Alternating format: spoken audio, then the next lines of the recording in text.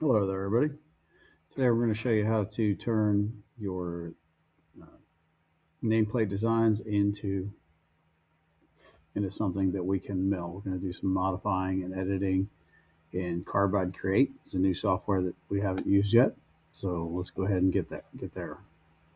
Right now I have this nameplate that I've drawn a sketch on the front of. So there's the part. You can see it in red, and then you can see I've just drawn some lines in the form of the word text on there. So what we have is a sketch, and I've called that sketch Good Sketch 1.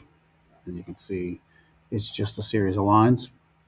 I could also do a uh, shape that has an enclosed area. So if I hide my nameplate, you can see that is a fully enclosed path.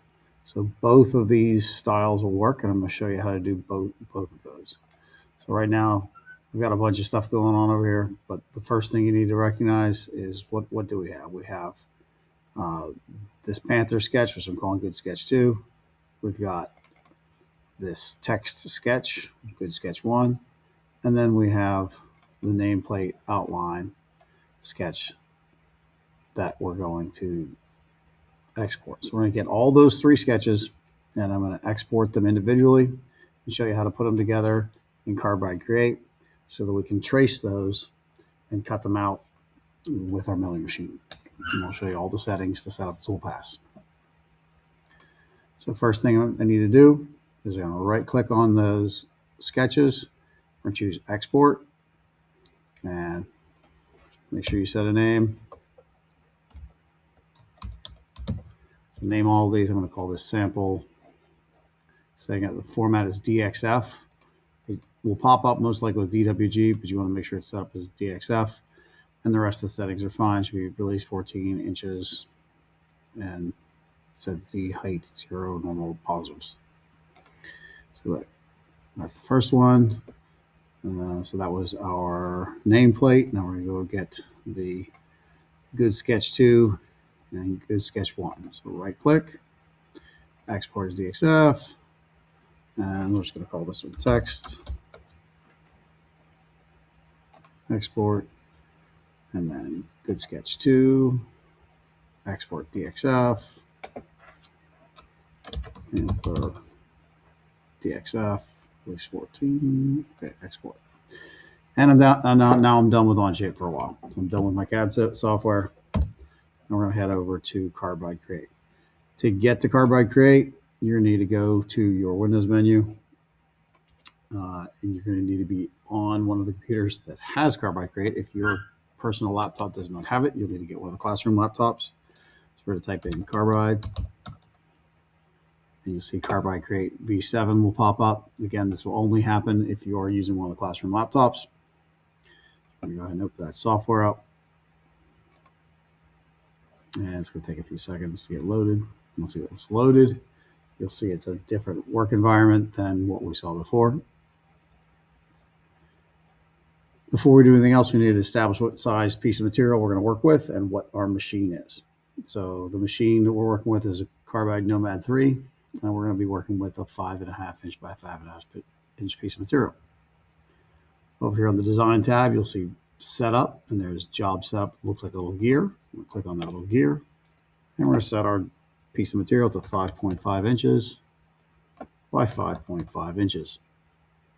The thickness of the material we're working with today is 0.201 inches thick, and the zero height we're going to stay at top. The toolpath zeros can stay lower left, and the material we're going to go with hardwood. Our machine is the Nomad 3. The half-inch retract height is good, as well as the units of inches. Next thing we're going to do is set our grid up. The grid needs to be set at 1/8 of an inch, which is 0.125 inches. So 125 thousandths of an inch. If it's already there, you're good. Otherwise, change it to that. Excellent. So now we have our piece of material set up, and it's time to bring in our artwork. Hit the import button on the left-hand side, and in your downloads folder, you should see the text that we, or the, not the text, the XF files that we brought in. I'm going to bring in the outline first. And then I'm going to go ahead and bring in the artwork that goes in that. You'll notice when it's selected, I have a different set of menus than when it's not selected. So I want it to be not selected in order to get the import to pop out that text. Click OK. And OK there. And you can see that right now it pops up as pink whenever I let go, because those are not closed shapes. So I can't do some of the toolpaths that I might want to do. But for the toolpath we're going to do, it's just going to be fine. I'm going to go ahead and select this guy and move them to where I want them to be. There's a transform button right up here. It's the move icon. And then we're going to move him up and to the right, just up to the corner for now. We're going to move it again later. All right, now we're going to go ahead and bring in the next part. And so we'll bring in another sample nameplate. So it's just a copy of the same thing we already had. And then deselect by clicking in gray space. And we're going to click the import button again. And we're going to get that Panther head and put that in place. Excellent. So now this is why I told you not to worry about the first thing, because we're going to move this second one and we're going to move it to a specific place, and then we'll bring the first one back to it. So I want to move 2 blocks to the right and 2 blocks from the bottom. And then I'm going to grab the upper part, and again, I want to make sure that it's 2 blocks and 2 blocks. So this is a half of an inch. I'm sorry, not a half an inch, a quarter of an inch. So it's an eighth. Each one of these squares is an eighth of an inch. So 1/8 plus 1/8 equals 1/4. I'm leaving a 1/8 gap in between. And this will have us set up just great for our machine. We have to clamp this material down, and we have a clamp that holds down along the left and bottom edge, and a toggle clamp on the upper right. So we need room for our toggle up here, room on the left and bottom to set it in the hold downs. All right, now that we have our artwork in here, let's go ahead and set up our toolpaths. When it comes to toolpaths, you have a couple of options: contour, pocket, texture, drill, V-carp, advanced V-carp, and keyhole. We're going to be using the contour, pocket, and drill options today. And we'll go ahead and show you how those work. So the first thing we're going to use is the drill option. So I'm going to select all of my holes. I want each of these holes to be selected. Now you notice when I click on each, the previous is no longer selected. So if I want to multi-select, I'm going to hold the shift key down, and we will multi-select by clicking multiple holes at the same time. Now we'll go ahead and get our drill tool. We're going to use our current selection, and we're going to choose some settings here. So that is the tool, 1/8 inch default. We're going to leave it at that. We're not going to change our vectors. We're going to keep the contours as is. The parameters, our starting depth will stay at 0. Our max depth, we're going to choose use bottom of stock, which will bring us to the 0.201 inches. The drill type, we're going to switch down to PEC with full retract. That's going to allow the drills to go in and back out and clear the bits. All right, go ahead and name that holes and click OK. And you'll see the holes go from being just circles to a blue crosshair in the middle. You can see the toolpath appears here on the left. And when I click this show simulation button, you can see the holes lined up. And done. Now let's go ahead and add a pocket. So this area here, so I need to multi-select. I'm going to hold the shift key down and get both areas. We're going to shallow that out and dish that all of it. Pockets work whenever you have an enclosed space and you want to hollow it out a little bit. We're going to stick to that same 1/8 inch default cutter. We're not going to change our vectors because we pre-selected those. And we'll leave the starting spot at 0 and the max depth This time we're going to add it at 0.05, so 0.05 of an inch. We're going to call this Panther and click OK. And give that a few moments to save.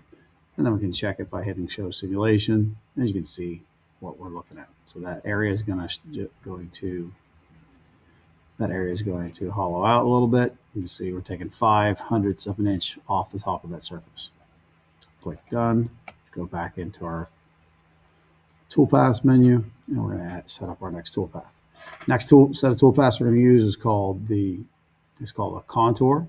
So we're going to go ahead and hold the Shift key down and make sure I select all of the parts of the text that I want to contour. Try not to miss any. Be careful not to miss any. Move your mouse away so you can verify that you got them all red, and then nothing else is red. We're going to use the contour toolpath. Right, choose Use Current Selection.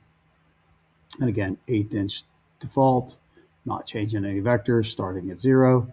This time we're going to go back to that 0.05 inches, 0.05 of an inch depth that we want to cut to.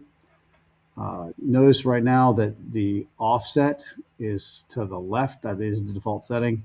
And that looks kind of funny. I don't think that's what we want. So we're going to switch that over to no offset, which means that the toolpath will follow exactly down the middle of the lines we got there. Really don't care about the toolpath, the tab settings right now. We do want to name that. We'll just name it text and click OK and wait for that toolpath to finish loading. And we'll show the simulation. And you can see that looks pretty good. You can see that it is a good bit wider than we drew. We drew lines and we got pretty fat cuts because that's the thickness of the tool that we got. That's the diameter of the tool. All right, so now we have one more operation to set up, and that is our outline cutout. You can see, however, we did forget to put, of course you didn't forget, I forgot to put the tabs on. Tabs are very important. They are what holds the thing together. So we're going to go back to this design menu. You can do this at any time, so don't panic if you don't remember. Just don't send it to the cutter if you forgot to put tabs on. So I'm going to hold the Shift key down so I can multi-select. I want both of my outlines. And then over here in the Edit button, Edit menu, we're going to choose Tabs. And we're going to select 2 locations for the tabs. Tab locations don't need to be super precise. Just get them opposite each other and you're in good shape. I'll click OK. And now we're going to go back to Toolpaths and we're going to continue to do our last toolpath setup. So the last thing we want to set up is the cutout of the final product. And that's going to be, again, a contour toolpath. We're going to use that current selection. We had already selected those outsides in order to do the tabs. So we'll just leave that set, use current selection. Again, we're using the 1/8 inch default. We're not changing the vectors. Start depth at 0, max depth 201. Clicking Use Stock Bottom verifies that we are at the bottom of that piece of material. As far as our offset direction, we do want to offset this time. Last time when we did the text, we had moved things out, and you can see I made an oops. I accidentally had the text selected, so I'm just going to cancel this and then deselect everything by clicking right here. And I'm going to go back to that contour toolpath. I'm going to check that text toolpath, make sure I got that. No offset, that looks good. So just double checking. Now we're going to that contour toolpath, and we're going to select just this and just this. We're going to actually change the vectors. Use current selection. Come on, change, shift, change vectors, use current selection, and it is 2 vectors selected, inside left, that is correct.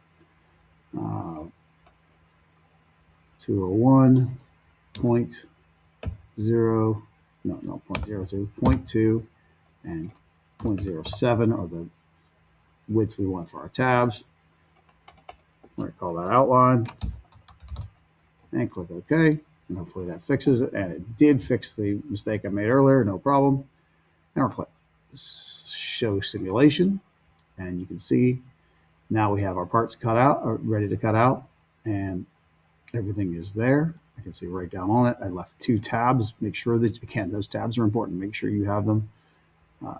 Everything looks pretty good. If you're happy with this, now it's just a matter of clicking done and saving your toolpaths. So click save your toolpath, save it in that file, click OK, and give it a name.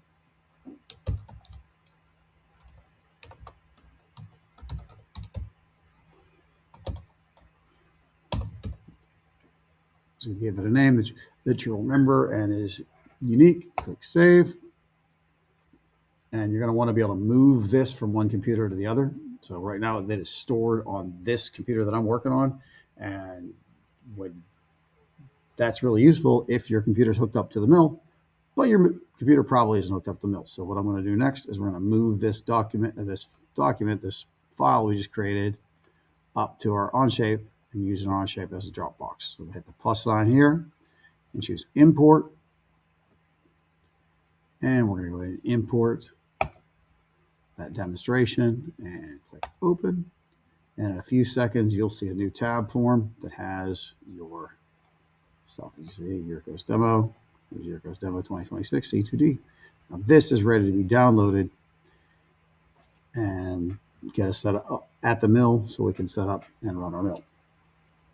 If we want to make changes anytime, if we made a change to our file, we want to update our file, we just hit the update button and load our changes by clicking on the file that you want, click open, and that will it will automatically update your document and replace the old file with the new file. That's all there is to it at this step of the process. So check it out. Good luck, have fun, and as always, keep being awesome.